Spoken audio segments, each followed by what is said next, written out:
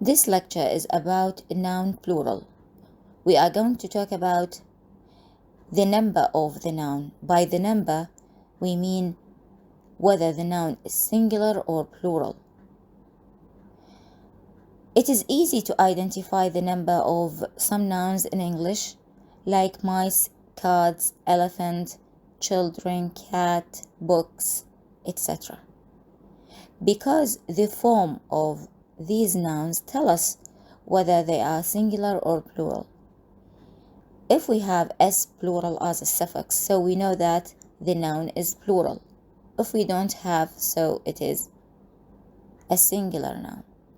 If we have the s plural as an infix, so it is a plural noun, like mice. So we have mouse, mice. Mouse is singular, but mice is plural.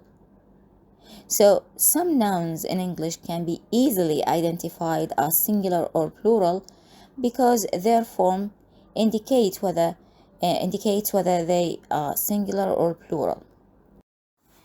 The problem lies when the form of the noun is not helping, because there are nouns which are singular although they end in s, and there are nouns which are plural without ending in s. And there are some other nouns that end in s, still they can be singular or plural. So how to know whether the specific noun is singular or plural in context? Of course, we put it in context, but how to know that it is singular or plural in context? We have to follow 3 helpful tests. The first one is the substitution test. The second is the modifier and the pronoun reference test. And the last one is the subject test. The first test is called the substitution test. Substitution means replacing. So here we substitute the noun with a pronoun, because nouns are substituted by pronouns.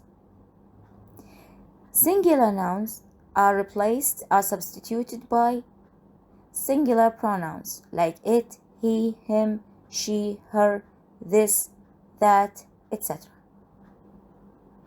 While plural nouns are substituted by plural pronouns, like they, them, these, those, etc.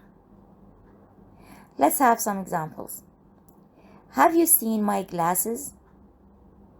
My glasses is the noun. I will remove my glasses and put a pronoun instead. Substitute the noun with a pronoun. Which pronoun is the proper pronoun instead of my glasses? Have you seen them? Because I can put them instead of my glasses as a pronoun substitute, it means that my glasses is plural, not singular, because I can substitute my glasses with a plural pronoun. Another example is you will study linguistics next year. Linguistics here is a noun. We want to identify its number, whether it is singular or plural. All we have to do is to substitute linguistics with a pronoun. The proper pronoun to substitute linguistics with is it.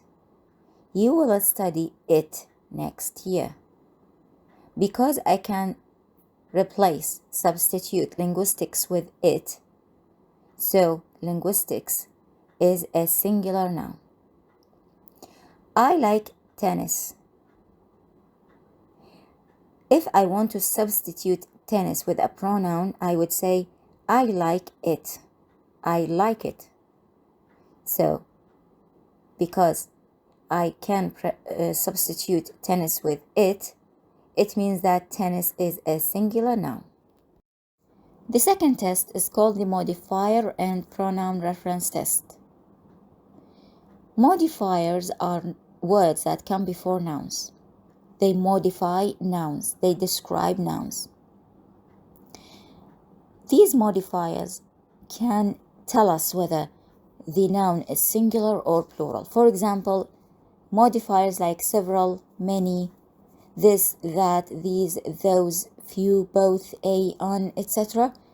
All these modifiers that come before nouns, they tell us whether the nouns are singular or plural. If we have a noun that is preceded by many, we soon will know that this noun is the noun that comes after many is plural, because many comes before plural nouns.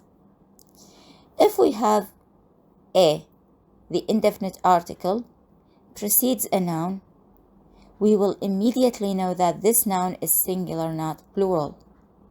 So these modifiers tell us whether the noun is singular or plural.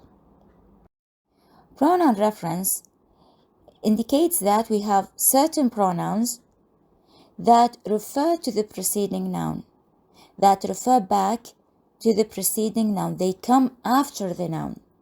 These pronouns come after the noun and they refer back to the noun, to the preceding noun. These pronouns include object pronouns and possessive pronouns like his, him, her, its, the, etc. And these pronouns indicate whether the preceding noun is singular or plural. Let's have some examples of the modifier and pronoun reference test. The hunting party saw a few deer this season. Deer is a noun, and this noun can be singular and plural because it is pluralized by zero plural. But in this sentence, it is plural because it is preceded by few. Few is a modifier and it comes before plural nouns. And here, few deer means that we have more than one deer, which means that deer is plural, not singular. And the test that we use to identify the number of deer is called the Modifier Test. When I was a child, measles covered all my body. I hate them. Measles is a noun that can be singular or plural according to its meaning in the sentence. If we don't know its meaning in this sentence, whether it is a disease or the red spots caused by the disease, we have an indication that it is plural by the pronoun them. I hate them. Them refers back to measles. Them is a plural pronoun, which means that measles here is plural. It refers to the red spots caused by the disease. So measles in this sentence is plural because of the pronoun them. And the test that we use to identify the number of measles is called the pronoun reference test. I like playing billiards. I know its rules.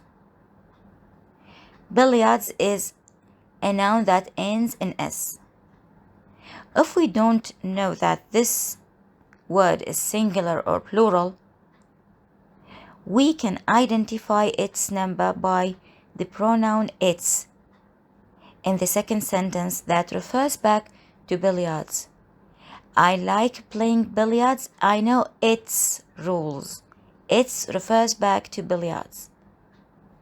Its is a singular pronoun, which means that billiards is a singular noun. In this way, we can identify the number of the noun. And the test that we used is called the pronoun reference test. The last test is called the subject test. When the noun comes as the subject of the sentence, we can identify its number, whether singular or plural, by the following verb. When the tense of the sentence is present simple or present perfect or past simple with be or passive sentences, etc. In this case, the following verb can identify the number of the preceding noun, the subject of the sentence. Let's have some examples. Ethics is a challenging subject. Ethics here, although it ends in S, here it is singular because it is followed by a singular verb, is, not are. Because it is followed by is, ethics is singular. And the test that we use to identify the number of ethics, whether singular or plural, is called the subject test. Because it comes as the subject of the sentence, we can identify its number by the following verb. Pike usually live in fresh water. Pike is a noun that has the same form whether it is singular or plural, because it is pluralized by zero plural. But in this sentence, it is plural because this is a present simple tense. And Pike is the subject of the sentence that is followed by live as the verb in this sentence. That is why Pike is plural. If it was singular, we would say Pike lives in fresh water with S third. Because we don't have S third, it means that Pike is plural, not singular. So we use the subject test to identify the number of Pike. It is plural because this subject is followed by live, by a verb without S third in the present simple tense. Pliers are used for cutting wires and tapes. In this sentence, pliers is plural because it is followed by are. This is a passive sentence. Are used is the verb in this sentence. And the verb be that is used before the main verb is are, not is. It is are. That is why the subject is plural, not singular. So we use the subject test to identify the number of pliers. It is plural because the following verb is plural, are, not is.